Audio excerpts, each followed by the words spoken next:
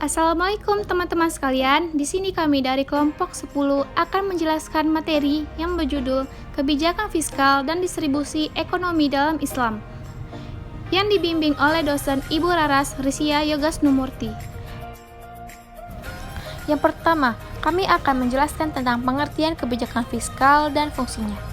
Menurut Wolfson, sebagaimana dikutip Supermoko, kebijakan fiskal merupakan tindakan-tindakan untuk meningkatkan kesejahteraan umum melalui kebijakan penerimaan dan pengeluaran pemerintah, mobilisasi sumber daya, dan penentuan harga barang dan jasa dari perusahaan. Sedangkan menurut Samuelson dan Nardowus menyatakan bahwa kebijakan fiskal adalah proses pembentukan perpajakan dan pengeluaran masyarakat dalam upaya menekankan fluktuasi siklus bisnis dan ikut berperan dalam menjaga pertumbuhan ekonomi, penggunaan tenaga kerja yang tinggi, bebas dari laju inflasi. Yang kedua adalah fungsi kebijakan fiskal. Yang pertama adalah fungsi alokasi. Fungsi alokasi yaitu mengalokasikan faktor-faktor produksi yang tersedia dalam masyarakat sedemikian rupa yang nantinya akan dapat memenuhi kebutuhan masyarakat secara layak dan dapat dinikmati oleh seluruh masyarakat. Yang kedua ada fungsi distribusi, yaitu memiliki tujuan agar pembagian pendapatan nasional dapat lebih merata pada semua kalangan.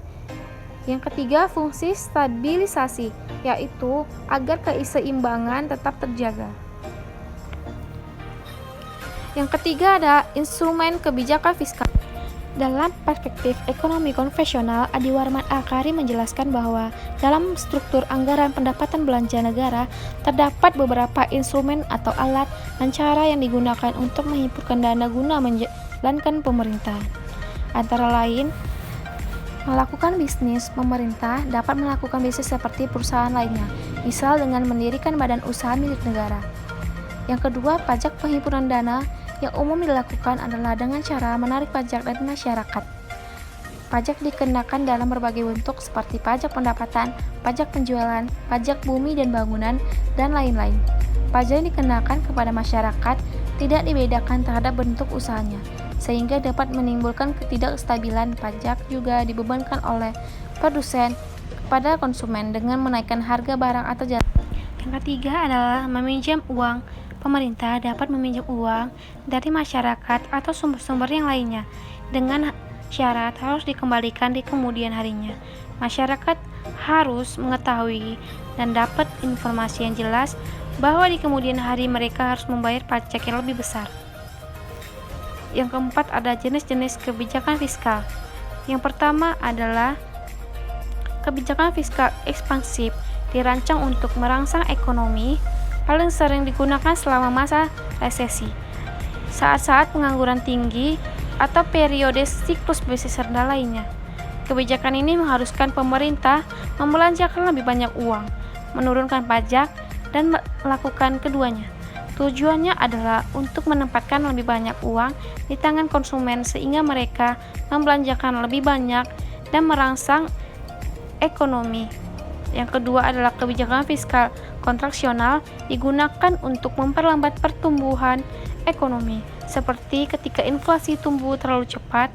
Kebalikan dari kebijakan fiskal ekspansif, kebijakan fiskal kontraktif meningkatkan pajak dan memotong pengeluaran.